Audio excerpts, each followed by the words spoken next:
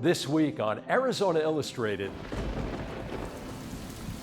remarkable creatures emerge with the monsoon rains, harvesting mesquite beans. We take a tour of Bisbee's buildings and Cushing Street Bar Courtyard, one of our favorite places.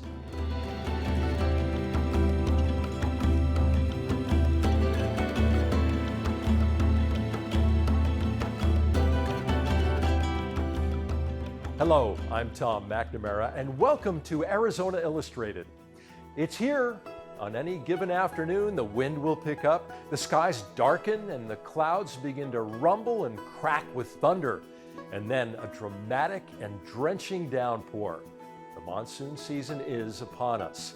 The storms are exciting, but can be dangerous. They are life-giving to the Sonoran Desert. Its plants grow, bloom, and fruit, and some of Arizona's most remarkable creatures emerge.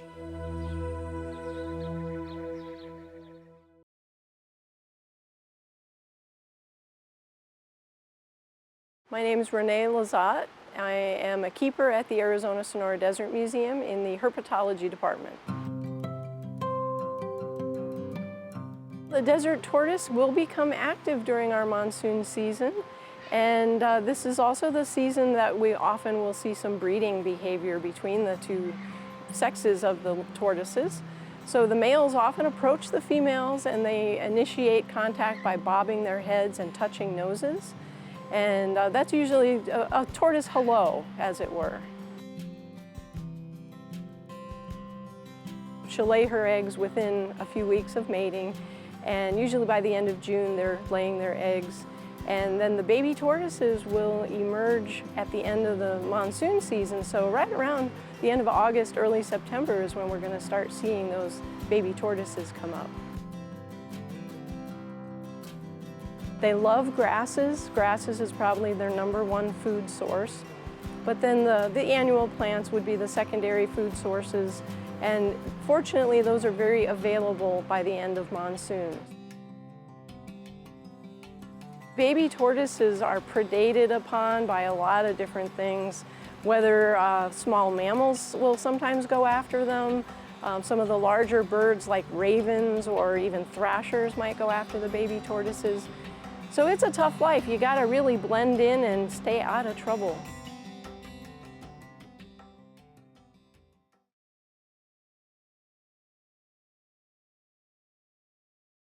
My name is Howard Byrne, and I'm the invertebrate keeper here at the Arizona Sonora Desert Museum.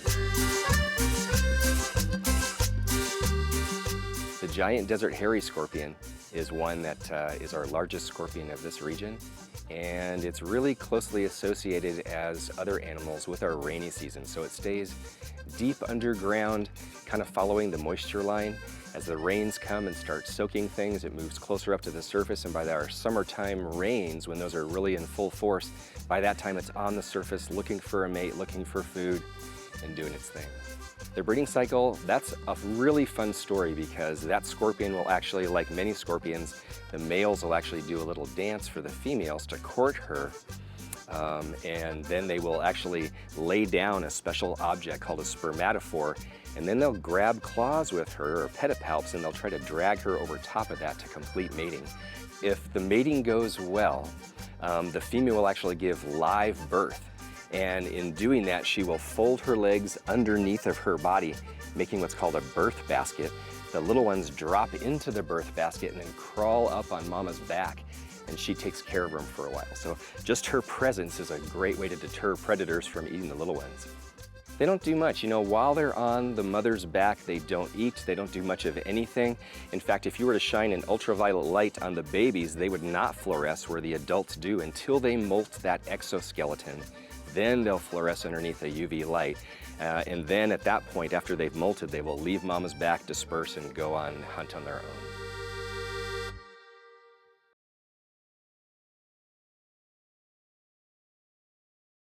My name is Sandy Wright, and I work for Pima County Natural Resources, Parks and Recreation, and I'm an environmental educator. Some of the things we might see out and about are millipedes. After a good rain event, usually early in the morning, we see them. Millipedes are arthropods. They have a hard exoskeleton, similar to insects and other similar species. And like some other species of insects and arthropods, they lay eggs, but they don't take care of those eggs. They lay the eggs and then move on, and when the little babies hatch, they're pretty much on their own and can survive on their own. Although probably most of them don't survive. They're preyed upon by other species.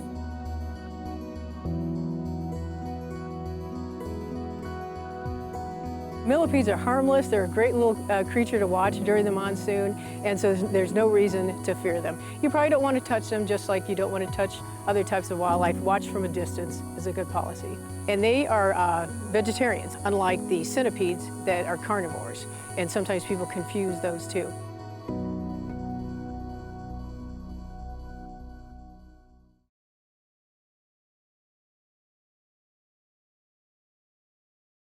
The giant desert centipede is probably, to me, one of our most exciting animals. It has great warning coloration. It's a very willing and engaging predator. No hesitation. Sometimes tarantulas and other things can be a little hesitant about accepting prey, but the giant desert centipede is willing to engage, and it will eat almost anything it can overpower. Its breeding cycle is tied closely to that rainy season. It's another one of those animals that stays deep underground. They're going to wait for that moisture to reach closer to the surface. When they are ready, the male and female will mate. If that all goes well, she will lay eggs, about a dozen or 20 eggs, little yellow eggs in a ball, and she will wrap around them and rest her head like some snakes will do right on top and protect those eggs. She'll groom them and take care of them. When they hatch, they turn into little nymphs. At that point, she'll stick around just a little longer, and then they all disperse and go their own way.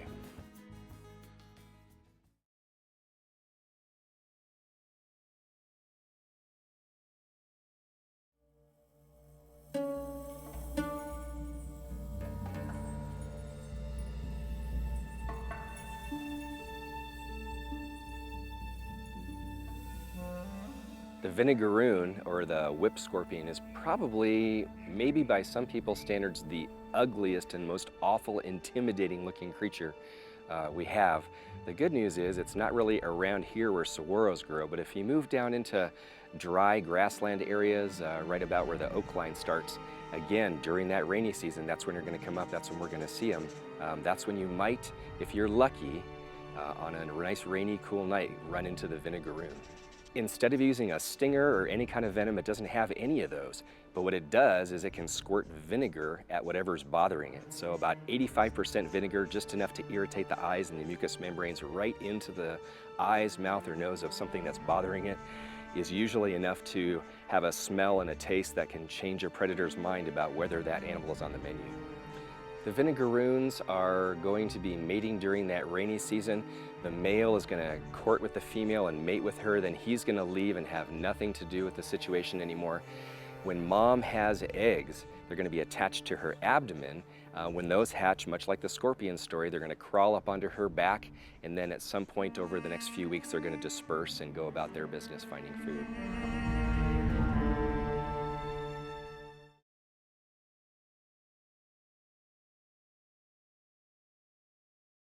My name is John Weens. I'm nursery horticulturist at the Arizona Sonora Desert Museum. I'm in the Department of Botany.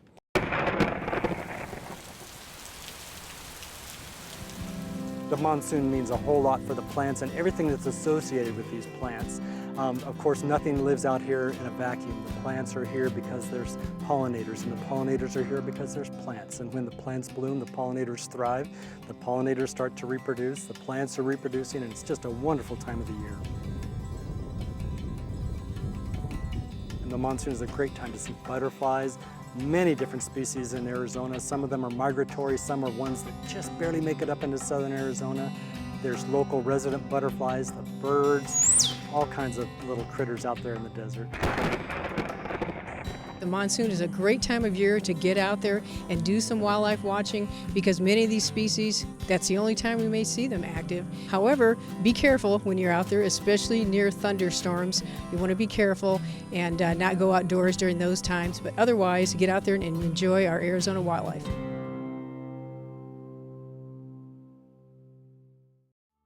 While the rains of July and August serve to replenish desert plants by supporting abundant growth and germinating seeds, June is the peak season for harvesting native bean trees, such as the mesquite. In our next story, we look back at the harvest, milling, and ultimate uses of some of the Sonoran Desert's wild foods.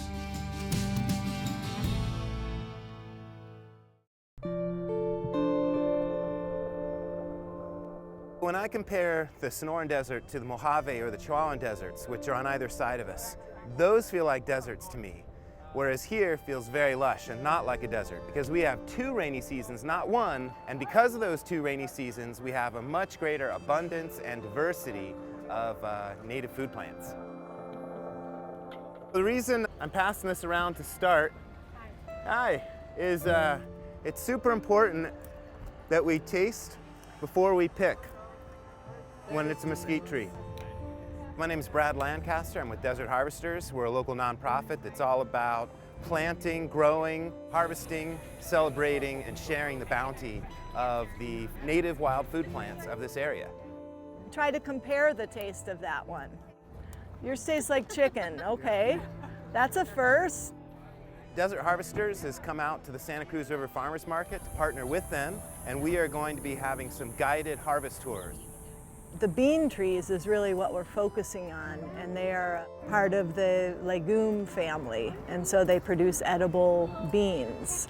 This is the seed pod of Foothills Palo Verde. We're mostly trying to highlight the ironwood, the mesquite, and the Palo Verde. Now, mesquite is what most people are familiar with. There's 3 natives, the screw bean, the velvet mesquite, and the honey mesquite. And in those bean trees, it's actually the pod that we're most desiring because it has a sweet, nutty taste and high nutritional value. They can be ground into a flour. We call the mesquite kind of the gateway food. They should taste the pod, and it should be sweet, not bitter. And it should not dry your mouth or throat. It should not have any slight burning, and it should not be chalky. If it's burning, chalky, drying, or bitter, don't use it. It's nasty. So go find a better tasting tree, because every tree is different. I came to the farmer's market to do the harvesting class and get some stuff for a potluck I'm having tonight. I've known for a while that a lot of this stuff is edible, and finding out really how to identify the trees. Well, I have a tree in my front yard. I'm not sure what it is. I'm gonna know when I get back with all the info I got today, but you know, if that's edible, I'll definitely harvest that. If you find pods that have all the great conditions of being super dry, good tasting, clean, no signs of mold or insect damage, or not off the ground where they might be in contact with pesticides or herbicides, then you can bring them in to the milling, pay a nominal fee, and get a whole supply of flour.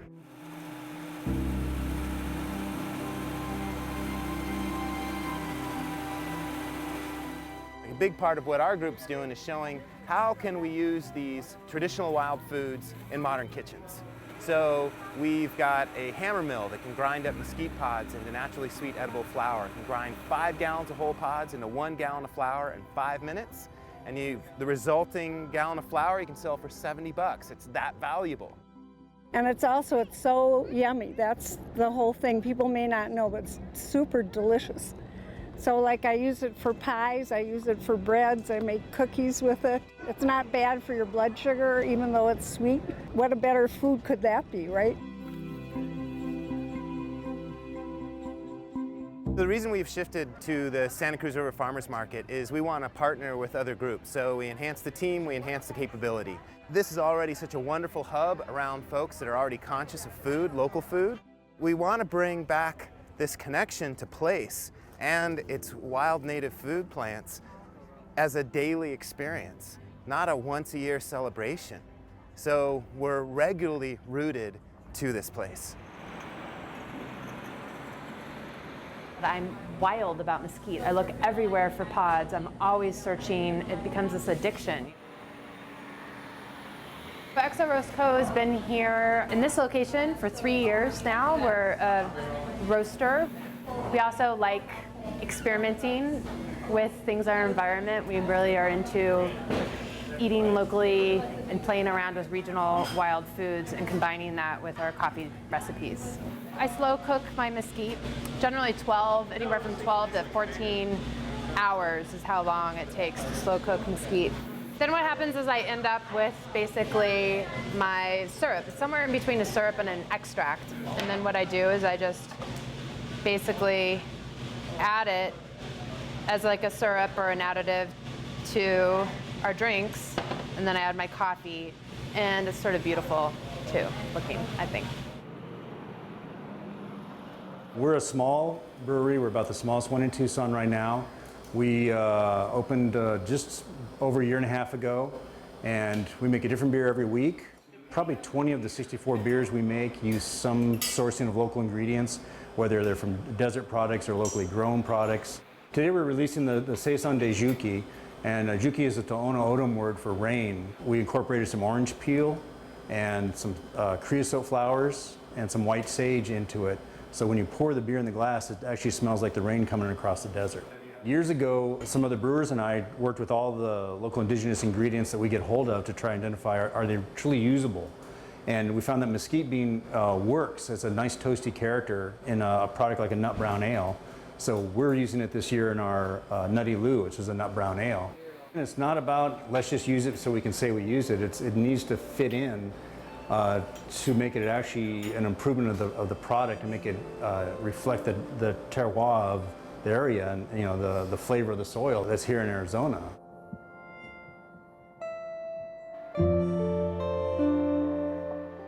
It's one of the most unique places on Earth. It's deceptively rich and abundant with things like mesquite, foods, all sorts of things that you can really only get here. The Sonoran Desert is a highly, highly unique place. It's only one place on the planet. If we want it to be preserved, then we have to promote the care and the huge appreciation of what it provides. I find this connects me to place, roots me to place like nothing else. And it really makes me feel home, but not only home, but that I'm contributing to home, enhancing home.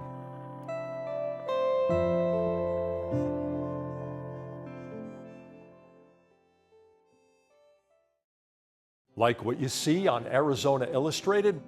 Visit our webpage at azpm.org to watch and share videos from this episode. You'll also find stories from future programs, an easy way to submit your own story idea, an archive of past episodes of Arizona Illustrated, and you'll find everything you need to stay connected with public broadcasting in Southern Arizona. azpm.org. Bisbee, a town just about 100 miles southeast of Tucson, is known for its mining past, its numerous artists and galleries, antique stores and cafes. It is also an architectural wonderland where a day stroll offers a tour of 100 years of architectural history.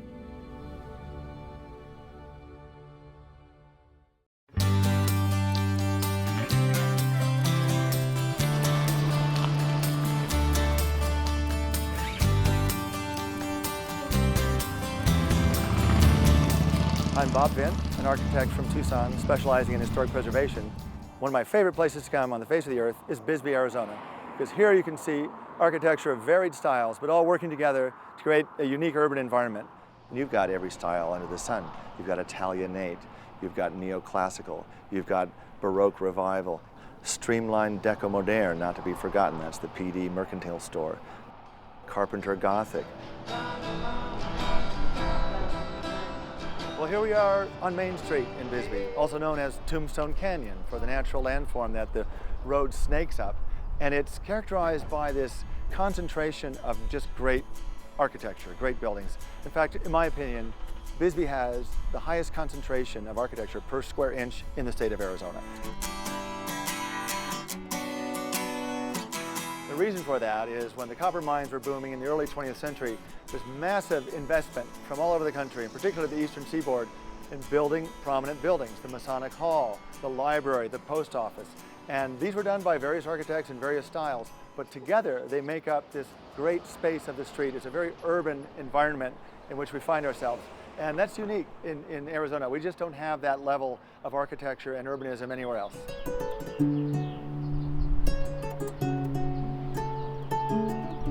Here is a wonderful civic structure in the heart of Old Bisbee. It is the library and post office. The post office being on the ground floor and the library 2 floors above that. Bisbee's unusual in the United States in that it does not have home delivery of mail. So if you want to see if the U.S. Postal Service has brought you anything, you need to come down here to the post office and check your box. It's also a great place to bump into your friends and neighbors and then go upstairs and select a book off the shelf and maybe sit out on the porch and read it in the fresh air. Architecturally, this building was built in the Romanesque Revival style, characterized by the corbelled stones that you see at the entryway, the use of arches and these wide, stout pillars.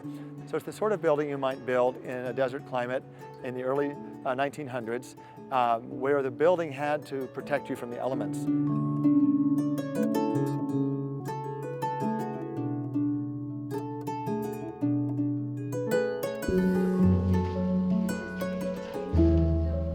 Here we are in front of another great urban building in Bisbee, by which I mean it's a building that fills its entire city block. It's built right out to the edge of the street. The upper floor is supported on these cast iron pipes, and it just creates this incredible embrace of the city. The passersby are kept out of the sunshine. It's just a really humane building.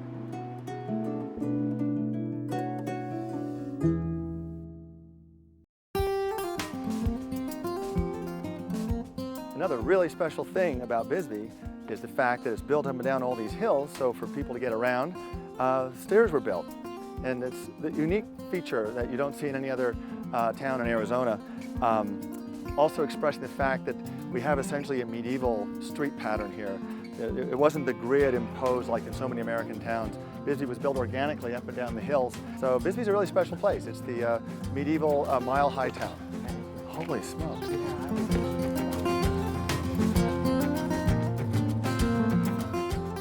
It's crazy. We walked up to Castle Rock by chance. We were just walking around, we saw the stairs, we started walking up, and we kept going up and up, and I'm like, oh my gosh, people live in these little houses in the cliffs.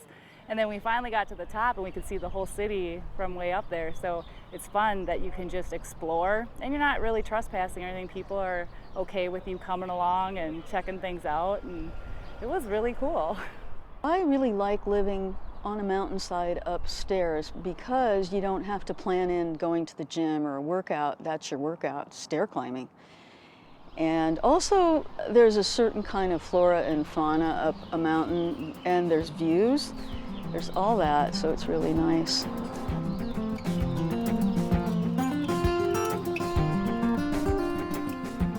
I'm Jeff Shriver. I'm originally from Pittsburgh. I moved to Bisbee in 1980. It's very mountainous and hilly with houses sort of cluttered along each side of them and all the stone walls. It's very beautiful. The brick architecture, very similar to Pittsburgh. Commercial brick. There's actually a style called American commercial brick, and you can find it in Bisbee.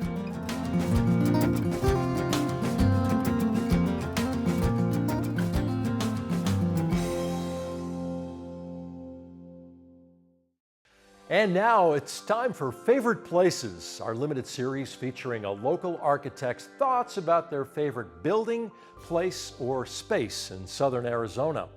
For Teresa Rosano, it's a place that has changed its purpose many times over the years, but not its atmosphere. The Cushing Street Bar Courtyard.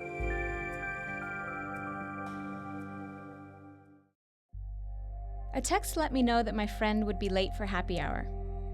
In a moment of inexplicable wisdom, I resisted the urge to switch apps and scroll mindlessly through the day's Facebook newsfeed. I chose instead to just be, in the solitude of the courtyard at the Cushing Street Bar and Restaurant. As I was contemplating my favorite places, I realized I have a fondness for courtyards. But to narrow it down, I selected the one that serves the perfect mojito. With my iPhone banished to my purse, I slowed down and soon began to see again. The tips of the trees glowed in the setting sun as the hue of the sky became more saturated. The fragrance of the orange tree accompanied the rumble of downtown traffic, mixed with whistling from the kitchen. The Cushing Street Courtyard is an irregular shape that spills into an adjacent courtyard on Meyer Avenue.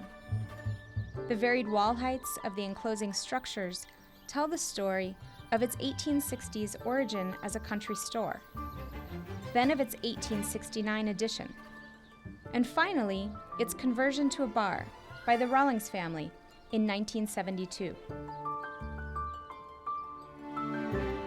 While the space challenges most architects' inclination toward a more unified geometry and massing, the courtyard has a sense of eclectic cohesion, a quality that would only occur through time and accretion. There's a sense of mystery as the space leaks around corners. The evening light lingers on the white walls of the tallest structure, and the rising moon peeks into view. Architecture is space. Like the spaces in between objects, sometimes the spaces in between life's activities have the most to teach us. A favorite place can emerge if we allow it to. And, as T.S. Eliot wrote, teach us to sit still.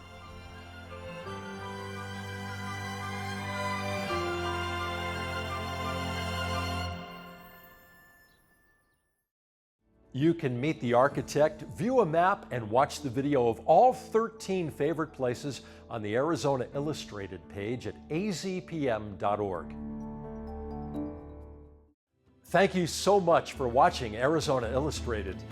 Next week, we follow bullfighter Dusty Tuckness everywhere he dares to go. Tell the story of actor, singer, and writer Katie Lee and the canyon she loved and lost. Take part 2 of our tour of Bisbee's buildings and the final installment of Favorite Places, A Blue House. I'm Tom McNamara. See you next week.